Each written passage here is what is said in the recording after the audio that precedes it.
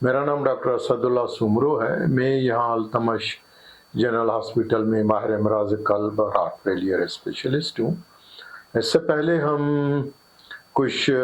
Videos already बना चुके हैं जिसमें हमने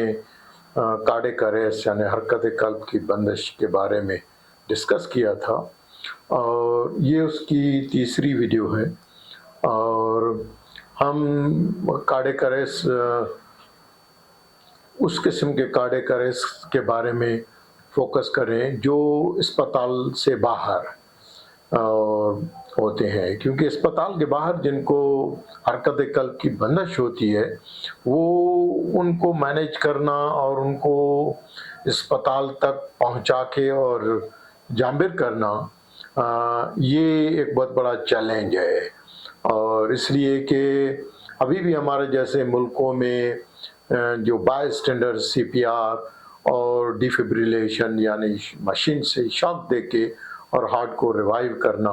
ये एक बहुत बड़ा चैलेंज है। आइए मैं एक आपको छोटी सी वीडियो दिखा के और उसके बाद जो है वो उसको डिस्कस कर रहे हैं। ये एक ऑफिस में मिडिल एज मैन जो है वो आया है और आते ही उसने कंप्लेन की है कि उसको सीने में दर्द है। अब सीने में दर्द के साथ ही जैसे ही उन्होंने उनको तसल्ली देके बिठाने की कोशिश की ताकि कुछ किया जाए, तो इस दौरान जो है ये फौरी तौर पर जो है वो बेहोश होके और गिर गए। अब इस किस्म के जो पेशेंट्स होते हैं ये एक टिपिकल सिनेरियो है कि किसी भी ऑफिस में किसी भी जगह पर इंक्लूडिंग घर में अगर कोई नौजवान सीने के दर्द के साथ या सांस की तकलीफ के साथ या कभी कभार जो है वो खास करके जो एल्डरली मरीज होते हैं वो वेग किस्म के सिम्टम्स पेट में दर्द के साथ आते हैं या थकावट या उल्टियों के साथ, या कहते हैं कि उनका ब्लड प्रेशर अचानक लो हो गया है और उन अलामात के साथ जो है वो अस्पताल जो है वो जाते हैं। तो अस्पताल में जब जाते हैं या अपने ऑफिस में दफ्तर में होते हैं या कहीं भी किसी जगह पर होते हैं और इन अलामात के साथ फौरी तौर पर अगर वो गिर के बेहोश हो जाए, गिरते इसलिए हैं और बेहोश इसलिए होते हैं कि जब हरकत कल्ब की बंदिश हो जाती है तो हमारा जो ब्रेन है उस ब्रेन को दिमाग की तरफ जो है वो खून और ऑक्सीजन की कमी की वजह से ऐसे मरीज जो है वो बेहोश हो जाते हैं। जब बेहोश होते हैं तो वो पोजीशन को मेंटेन नहीं कर सकते, अगर खड़े हुए हैं तो गिर जाते हैं। कभी कभार गिरने की वजह से उनको चोटें आ जाती हैं, फ्रैक्चर हो जाता है। और जैसे ही ये इस तरह से गिरा है तो जिसने उसको देखा यानी ये आई विटनेस कार्डियक अरेस्ट इसको कहते हैं कि ये अलामात के साथ जो है वो ऑफिस में गया है या मौजूद है और उसने दर्द की शिकायत की और दर्द के साथ फौरी तौर पर जो है वो गिर गया और बेहोश हो गया। और जब उसने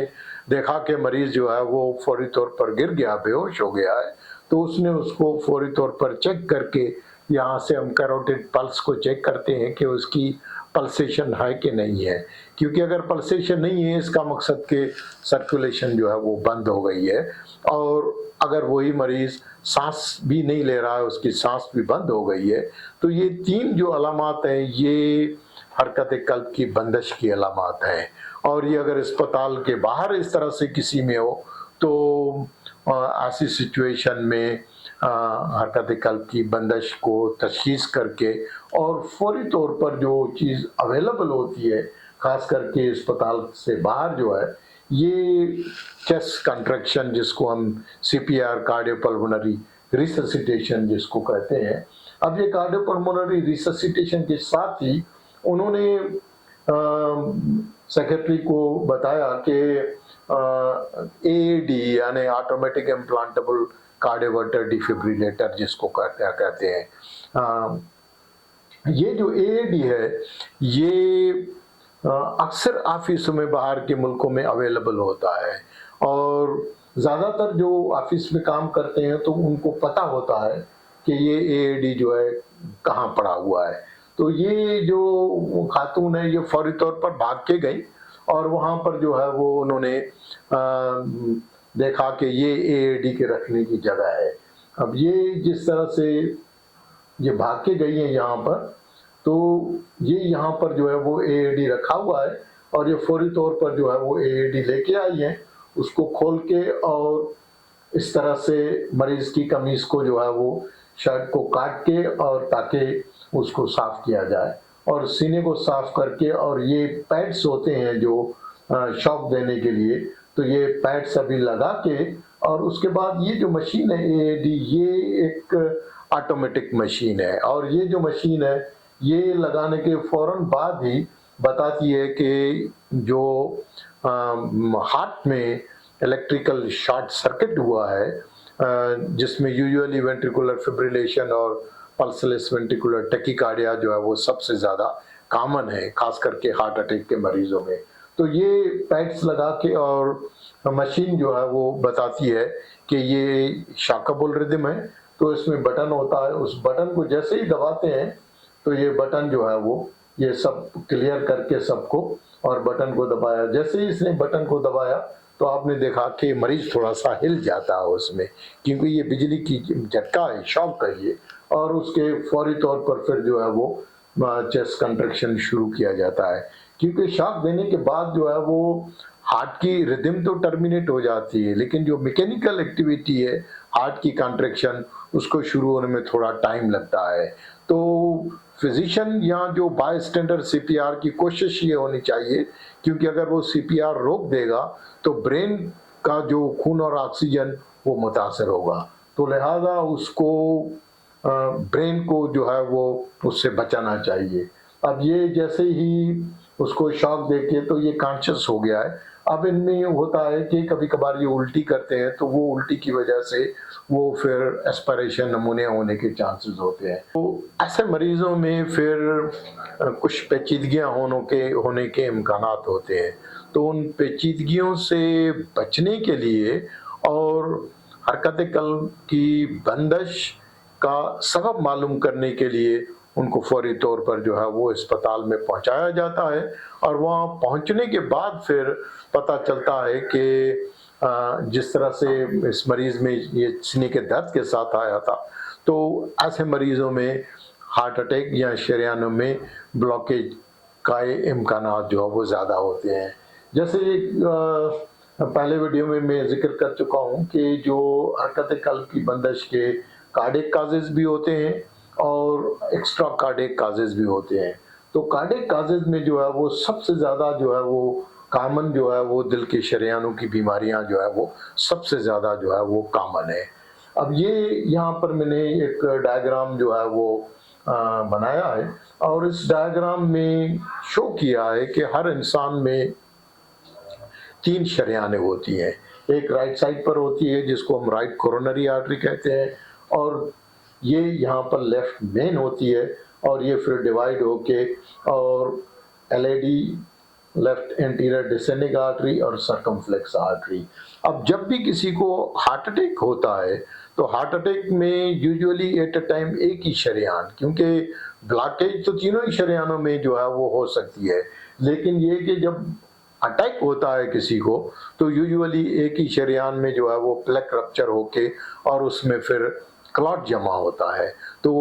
क्लॉट जमा होने का अमल और ब्लॉकेज के अमल, इस सब को मिला के हम इनको कहते हैं एथेरोथ्रोम्बोटिक कोरोनरी आर्टरी सिंड्रोम्स। अब ये किसी मरीज में एक शरीयान बंद होती है और किसी मरीज में 2 शरीयानें बंद होती हैं, किसी में 3 शरीयानें बंद होती हैं, और किसी मरीज में जो है ये लेफ्ट मेन जो है ये इंतहाई अहम है, क्योंकि लेफ्ट मेन शरीयान का बंद होना, ऑक्लूड होना वो है तो रेयर, लेकिन जिसको होता है तो फिर ज़्यादातर मरीज जो है वो अस्पताल पहुंचने से पहले हरकत कल्ब की बंदिश की वजह से मौत का शिकार हो जाते हैं। तो लिहाजा जो मरीज लकीली अस्पताल पहुंचते हैं और एंजियोग्राफी के बाद अगर पता चलता है कि इनकी लेफ्ट मेन जो है वो ऑक्लूड हो गई है और उसकी वजह से उनकी हरकत कल्ब की बंदिश हुई है, तो ऐसे मरीजों को फौरी तौर पर शरीयानों को खोल के और उसमें या तो स्टेंट डाला जाता है या फिर इमरजेंसी बाईपास सर्जरी की जाती है। अब ये जो शरेयाने 3 शरेयाने हैं, तो इनमें सबसे ज़्यादा जो कॉमन और ज़्यादा लेथल जो शरेयान होती है वो ये एलएडी होती है, क्योंकि यही 2/3 मायोकार्डियम हार्ट मसल को जो है वो सप्लाई करती है। अब देखा गया है कि ये जो एलएडी है कोई 55% मरीजों में जो है वो ये वाली जो शरेयान है एलएडी ये इन्वॉल्व होती है, इसमें ब्लॉकेज आ जाती है, इसमें हार्ट अटैक होते हैं। उसके दूसरे नंबर पर राइट कोरोनरी जो है वो 35% में, और तीसरे नंबर पर जो है वो लेफ्ट सर्कमफ्लेक्स जो है वो 10% मरीजों में ब्लॉक होती है या ओक्लूड होती है। ब्लॉकेज और ओक्लूजन में फर्क होता है। ओक्लूजन में ये होता है कि क्लॉट आके उस ब्लॉक्ड आर्टरी को टोटली बंद कर देता है, तो उसको हम ओक्लूजन कहते हैं। ये मुख्तलिफ किस्म के हार्ट, कुछ मरीजों में हार्ट बड़ा हुआ होता है और कुछ मरीजों में जो है वो हार्ट छोटा होता है। तो छोटा हार्ट जो है वो यूजुअली एक्यूट हार्ट अटैक के साथ जिन मरीजों को कार्डियक अरेस्ट होता है तो उनमें हार्ट छोटा होता है। कभी कभार उनमें हार्ट फेलियर भी अगर हो जाए जिसमें फेफड़ों में पानी आ जाता है, तो उनके एक्सरे में फेफड़ों का पानी तो नज़र आता है लेकिन हार्ट अभी भी छोटा होता है। तो उसको मैंने जो है वो टाइगर हार्ट का जो है वो, क्योंकि वो होता तो छोटा हार्ट है लेकिन उसकी मार्टेलिटी कभी कभार जो है वो काफ़ी ज़्यादा होती है, ख़ास करके वो उस किस्म के जो हरकत कल्ब के बंदिश वाले मरीज़ जिनमें कार्डियोजेनिक शॉक वगैरह जो है वो होती है। और जिनको पुराने हार्ट अटैक होते हैं उनमें जो है वो दिल इस तरह से बढ़ के हाथी की तरह दिल बढ़ जाता है, और उसको फिर मैंने एलिफेंट हार्ट जो है वो कहा है।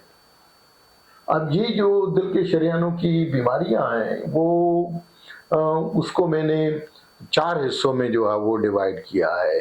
और यूजुअली वो मरीज जिनको हार्ट अटैक होता है तो हार्ट अटैक के साथ साथ यूजुअली उनमें हार्ट का फंक्शन जो है वो हार्ट डैमेज हो जाता है, और जिनको हार्ट डैमेज हो जाता है तो फिर हम उसको एलवी सिस्टोलिक डिसफंक्शन कहते हैं। तो देखा गया है कि जिन मरीजों में शरेयाने बंद हो या हार्ट अटैक हो जाए और हार्ट डैमेज हो के एलवी डिसफंक्शन हो जाए तो उनमें हरकत कल्ब की बंदिश के इम्कानात ज़्यादा होते हैं। अब ये जो 4 कैटेगरीज हैं उसमें जो पहली कैटेगरी यहाँ पर है वो वाली कैटेगरी है जिनको अक्यूट हार्ट अटैक होता है, यानी पहली दफ़ा जो है इनको नया हार्ट अटैक होता है। और हार्ट अटैक की 2 किस्में होती हैं। जो सबसे ज़्यादा कॉमन जो है वो 50% लोगों में एसटी एलिवेशन मायोकार्डियल इन्फॉक्शन होता है, और ये 9% जो है वो non ST elevation myocardial infarction होता है। तो टोटल मिला के तकरीबन 60% के करीब जो है वो मरीज होते हैं जिनकी हरकत कल्ब की बंदिश होती है। उनमें देखा गया है कि उनको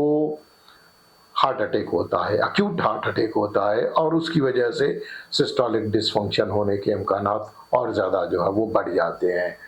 अब उनमें कितनी शरेयानें, एक शरेयान बंद होती है। जितनी ज़्यादा शरेयानें बंद होंगी, जितना ज़्यादा हार्ट डैमेज होगा, जितनी ज़्यादा प्रॉक्सिमल ओक्लूजन होगी, उतना ज़्यादा हरकत कल्ब बंदिश होने के इम्कानात ज़्यादा होते हैं। दूसरे नंबर पर वो मरीज़ होते हैं जिनमें शरेयानों की ब्लॉकेज होती है। वो मरीज़ होते हैं जिनको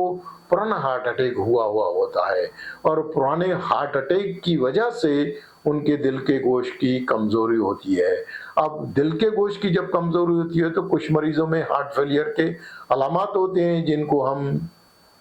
हार्ट फेलियर स्टेज सी कहते हैं, और कुछ मरीज ऐसे होते हैं जिनको एसिम्प्टोमेटिक, उनको हार्ट का डैमेज की वजह से एलवी सिस्टोलिक डिसफंक्शन, यानी हार्ट कमज़ोर तो होता है लेकिन उनको अलामात नहीं होते हैं, तो फिर उसको हम हार्ट फेलियर स्टेज बी कहते हैं। तो स्टेज बी या स्टेज सी दोनों में किसी में भी जो है वो हरकत कल्ब की बंदिश जो है वो हो सकती है। अलबत्ता जब ईसीजी हम करते हैं तो ईसीजी में जिनको अक्यूट हार्ट अटैक होता है तो ईसीजी करने से हमें पता चल जाता है कि इन मरीजों को अक्यूट हार्ट अटैक हुआ है। और इस किस्म के मरीजों में जिनको पुराना हार्ट अटैक हुआ होता है, और ऐसे मरीजों में अगर हम ईसीजी करते हैं तो हमें पता चल जाता है कि उनको पुराना हार्ट अटैक हुआ है। कभी कभार ये होता है कि पुराने हार्ट अटैक के साथ और दूसरा नया हार्ट अटैक भी होता है, जिसकी वजह से जो है वो हरकत कल्ब की बंदिश हो जाती है। तो ये शरेयानों की बीमारियां हैं, तो शरेयानों की बीमारियां, लेकिन हर मरीज में मुख्तलिफ होती हैं, हर मरीज मुख्तलिफ है। हर मरीज में शरेयानों की बीमारी की शिद्दत और दिल के गोश्त की कमज़ोरी और हरकत कल्ब की बंदिश, ये जो है वो मुख्तलिफ होती है। और तीसरे नंबर पर वो मरीज होते हैं जिनको ना तो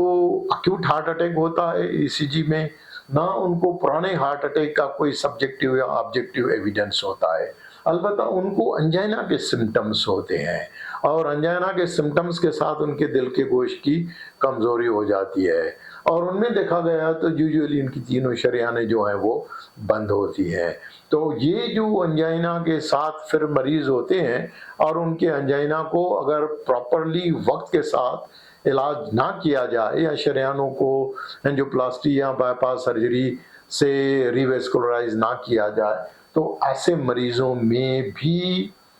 हरकत कल्ब की बंदिश के इम्कानात बढ़ जाते हैं, ज़्यादा होते हैं। चौथे नंबर पर जो आखिरी और रेयर होता है, जिसका अक्सर डॉक्टरों का ध्यान नहीं जाता, और बहुत सारे सीनियर डॉक्टर भी चौथी कंडीशन में जो है वो